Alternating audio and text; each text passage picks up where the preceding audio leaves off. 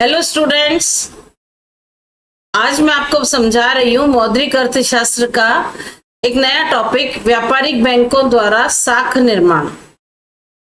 अभी आप इन दिनों में मैंने आपको मौद्रिक अर्थशास्त्र के विभिन्न टॉपिक्स में कवर कर रही हूँ, जिसमें मैंने आपको बताया था मुद्रा की परिभाषा, मुद्रा के गुण, एक अच्छी मुद्रा के लक्षण, आदर्श मुद्रा के लक्षण, मुद्रा के कार्य, किस प्रकार मुद्रा अर्थव्यवस्था में एक महत्वपूर्ण भूमिका निभाती है, इन सब के विषय में मैंने समझाया था आपको। और आज हम जो पढ़ने जा रहे हैं वो है व्यापारिक बैंकों द्वारा साख निर्माण।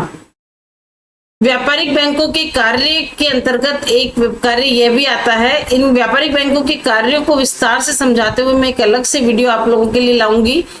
इस वीडियो के अंतर्गत मैं आपको समझाऊंगी कि किस प्रकार व्यापारिक बैंक अपनी जमाओं के द्वारा मुद्रा सृजन कर मुद्रा का विस्तार करने में करते हैं। तो एक साख निर्माण उनका किस प्रकार से किया जाता है, इनके पास कितनी तरह की जमाएं होती है, प्राथमिक जमाएं, द्वितीयक जमाएं, और इसके बाद साख निर्माण की प्रक्रिया को मैं पूरा उदाहरण, गणितीय उदाहरण के द्वारा आपको पूरा विस्तार से समझाऊंगी। तो अगर आपने मेरे पिछले वीडियोस नहीं देखे हैं तो आप लोगों से रिक्वेस्ट है कि आप लोग मेरे चैनल पर जाइए और मेरे पिछले वीडियोस देखिए, और अगर आपको पसंद आते हैं तो लाइक, सब्सक्राइब, शेयर करना मत भूलिए। तो देर न करते हुए आज हम पढ़ रहे हैं व्यापारिक बैंकों द्वारा साख निर्माण। साख निर्माण के द्वारा किस प्रकार व्यापारिक बैंक मुद्रा का सृजन करते हैं, कैसे बैंकिंग प्रणाली एक जमा राशि को बहुत अधिक धन में बदल देती है, इसको कहते हैं व्यापारिक बैंकों द्वारा साख निर्माण। इसमें आप देखिए, सबसे पहले मैं आपको बताती हूँ साख निर्माण का अर्थ क्या है। साख निर्माण क्या होता है? देखिए, साख निर्माण वह प्रक्रिया है जिसके द्वारा व्यापारिक बैंक प्राप्त जमाओं के एक हिस्से को ऋण के रूप में देकर कुल मुद्रा आपूर्ति का विस्तार करते हैं। देखिए, बैंक जमाओं, इसमें मुख्य बातें क्या है? बैंक जमाएं, प्राप्त जमाएं हैं और उसके द्वारा ये मुद्रा आपूर्ति का विस्तार करता है। यह इनके पास मौजूद वास्तविक नकदी से कहीं अधिक होता है। देखिए, बैंक में दो तरह की जमाएं होती है। प्राथमिक जमाएं होती है जो हम और आप जो जमा कराने जाते हैं, ग्राहक के द्वारा भौतिक रूप से बैंक में जमा कराई जाती है।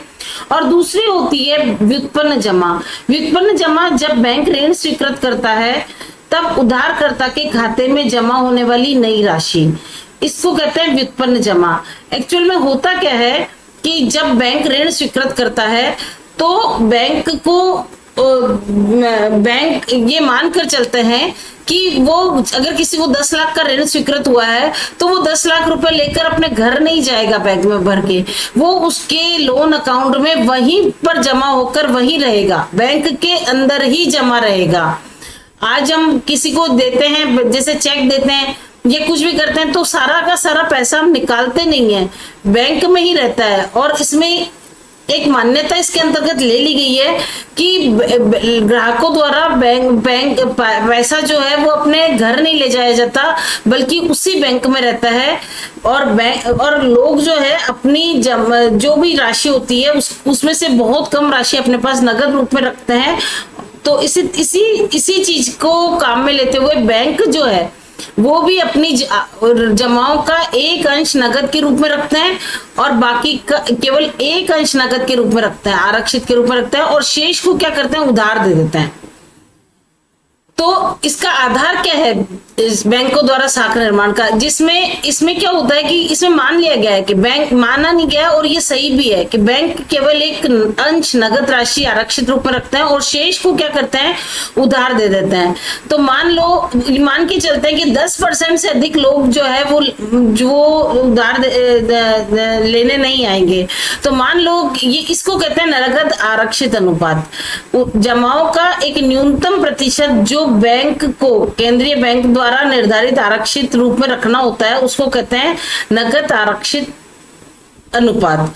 तो बैंक के पास मान लो 100 रुपए जमा होते हैं और 10% अगर नगद आरक्षित अनुपात है 10%, तो इस 100 रुपए में से वो 10 रुपए अपने पास रखेंगे और 90 रुपए जो है वो अतिरिक्त आरक्षित है। ये 90 रुपए वो उधार देने के लिए स्वतंत्र होते हैं। तो केंद्रीय बैंक की मुद्रा जो अंततः पूरी साख निर्माण का आधार होती है वो है निविदा मुद्रा। अब देखो ये प्रक्रिया आगे कैसे बढ़ती है। सबसे पहले ये देखिए फर्स्ट स्टेप है ये वाला कि सबसे पहले बैंक को क्या हुआ, जमा प्राप्त हुई, ग्राहक बैंक में नकदी जमा कराता है। ये फर्स्ट स्टेप है, ये फर्स्ट स्टेप है। अब उसके बाद में क्या होता है कि बैंक में मान लो 100 रुपए जमा हुए, कितने रुपए जमा हुए, 100 रुपए। तो अब इसमें से नगद आरक्षित अलग रख लिया। मान लो अगर इसको 10% रखना है तो 10% है तो वो 10 रुपए वो अपने पास रख लेगा। ठीक है, अब ऋण स्वीकृत करेगा। अब ऋण स्वीकृत करेगा तो अब वो कितने रुपए का ऋण स्वीकृत करेगा, 10 में से 100 रुपए उसमें से उसने 10 रुपए रख लिए तो ऋण स्वीकृत कितने का होगा, 90 रुपए का ऋण स्वीकृत होगा। अब ऋण स्वीकृत कर दिया, शेष अतिरिक्त राशि उधारकर्ता को दे दी। अब उधारकर्ता को उसने कितने दे दिए, 90 रुपए दे दिए। अब ये मान के चलते हैं कि 90 रुपए वो अपने घर नहीं ले जा रहा है, वो बैंक में ही रखे हुए हैं। तो इनमें से वो वापस क्या करेगा, 10% रख लेगा, मतलब 9 रुपए रख लेगा, वापस जमा रख लेगा 9 रुपए, और वापस कितने रुपए दे दिए जाएंगे, 81 रुपए, फिर से ऋण स्वीकृत हो जाएंगे। तो इस तरह से ये प्रक्रिया आगे बढ़ती है। जमा प्राप्त होता है, उसके बाद उसमें से कुछ आरक्षित अनुपात रखा जाता है, ऋण स्वीकृत होता है, और ये चक्र पुनः दोहराया जाता है, बार बार इसको दोहराया जाता है। इसको एक और स्पष्ट उदाहरण से मैं आपको समझाती हूँ कि कैसे होगा। मान लो व्यवहार में ये बहुशाख निर्माण का, अब इसमें ये मान के चलते हैं कि बैंक जो है या तो उधार लेने वाला व्यक्ति उसी खाते में अपने पैसे रख देगा, या फिर वो क्या करेगा, पैसे लेकर भी चला जाएगा तो दूसरे बैंक में ले जाएगा। मतलब पैसा कुल मिलाकर बैंक में ही रहेगा, चाहे एक बैंक में, एक्स बैंक में रहे, वाई में रहे, किसी में भी रहे। अब मान लो बहुत सारे बैंकों का उदाहरण ले, वो पिछला उदाहरण जो मैंने दिया था आपको एक ही बैंक में चल रहा था। अब बहुत सारे बैंक है, मान लो बैंक ए में कितने रुपए जमा राशि प्राप्त हुई, 10,000 रुपए राशि प्राप्त हुई। अब 10% उसको रखनी है अपने पास आरक्षित रूप में, कितनी रखेगा, 10%, 1,000 बनाया गया। ऋण कितना दे दिया उसने उसको, 9,000 रुपए। अब ये 9,000 रुपए लेकर वो अपने पास घर नहीं गया है, वो कहाँ गया है, बैंक बी के पास गया है। अब बैंक बी भी क्या करेगा, उसके पास 9,000 आ गए। अब इन 9,000 में से वो 900 रुपए, जब उसको 10 रुपए रखने हैं तो 900 रुपए उसने रख लिए, और ऋण कितना दे दिया, 8,100 रुपए का। ये 8,100 रुपए भी वो लेके घर नहीं जाएगा, वो कहाँ चला गया, बैंक सी के पास चला गया। अब सी में जाके जब उसने जमा कराया तो 8,100 रुपए इसकी प्राथमिक जमा बन गई, और इसमें से भी इसने 810 रुपए रख लिए बैंक सी ने, और 7,290 रुपए उधार दे दिए। इसी तरह से बैंक डी में, और ये चलता जाएगा क्रम, और ये लगभग ये 1 लाख रुपए जो है उस 10,000 रुपए से ये 1 लाख रुपए इनको जमाएं प्राप्त हो जाएगी। और आरक्षित राशि कितनी हो गई, 10,000 रुपए। तो और ऋण कितना हो गया, 90,000 रुपए। मतलब देखिए आप, शुरू में बैंक में राशि कितने की आई है, 10,000 रुपए की, ये बढ़ के कितने की हो गई, 90,000 रुपए की, 1 लाख रुपए की हो गई। इसको कहते हैं बैंक द्वारा शाख निर्माण। इसको कहते हैं कुल शाख निर्माण का अगर देखा जाए तो फॉर्मूला है प्रारंभिक जमा इंटू 1/CRR। मतलब 10% अगर प्रारंभिक ये है तो गुणा हो जाएगा 10 गुना हो जाएगा पैसा। 20% है तो 5 गुना हो जाएगा। अगर CRR मतलब अगर नगद ज्यादा रखना पड़ रहा है तो ये कम बनी, और अगर 5% है तो ये होगा 20 गुना अधिक मनी बन जाएगी। मतलब कि कुल शाख निर्माण जो होगा वो क्रेडिट मल्टीप्लायर के बराबर होगा, क्रेडिट मल्टीप्लायर से गुणा करके इस तरह से कुल शाख निर्माण इतना होगा। तो ये थी आपका शाख निर्माण की पूरी प्रक्रिया। किस प्रकार बैंक जो है वो अपने जमा राशि से बहुत अधिक मात्रा में मुद्रा सप्लाई कर देते हैं, मुद्रा आपूर्ति कर देते हैं। अब इसकी भी कुछ सीमाएं हैं। ऐसा नहीं है स्टूडेंट्स की सारी बैंक इतने ज्यादा कर पाए, तो शाख निर्माण की कुछ सीमाएं हैं। जैसे जो उधारकर्ता बैंक नकद निकासी, कई बार बैंक से उधारकर्ता जो है राशि बैंकिंग तंत्र में रखने की बजाय नकद भी निकाल लेते हैं, तो इस तरह से ये कम हो जाती है। इसके अलावा अतिरिक्त आरक्षित सुरक्षा हेतु बैंक एक कानूनी न्यूनतम से अधिक राशि भी रख सकते हैं। तो इसके अलावा उधारकर्ताओं की उपलब्धता, अब इसमें हमने मान तो लिया कि बैंक ए जो है, जैसे उदाहरण में भी मैंने बताया कि लगातार पैसा क्या है, जमाए क्या, किसको जन्म दे रही है, उधार को जन्म दे रही है। लेकिन उधारकर्ता ही नहीं होंगे अगर मार्केट में, तो साख विस्तार हेतु विश्वसनीय उधारकर्ताओं का नया ऋण लेने के लिए तैयार होना आवश्यक है। मतलब उधारकर्ता भी होने चाहिए, उधार लेने वाले लोग भी होने चाहिए। इसके अलावा केंद्रीय बैंक की नीतियां जो होती है ये भी काम करती है। सीआरआर, रेपो दर, खुले बाजार परिचालन, इसमें क्या है, ये सब इसकी उधार क्षमता को सीमित कर देते हैं। इसके अलावा मंदी के दौर में बैंकों के पास क्या होता है, धन होने पर भी साख की मांग घट जाती है। मंदी का दौर होता है, लोगों का मुद्रा पर से विश्वास कम हो जाता है, तो फिर वो उधार ही नहीं लेते और नए बिजनेस वो करना चाहते हैं क्योंकि मंदी है मार्केट में।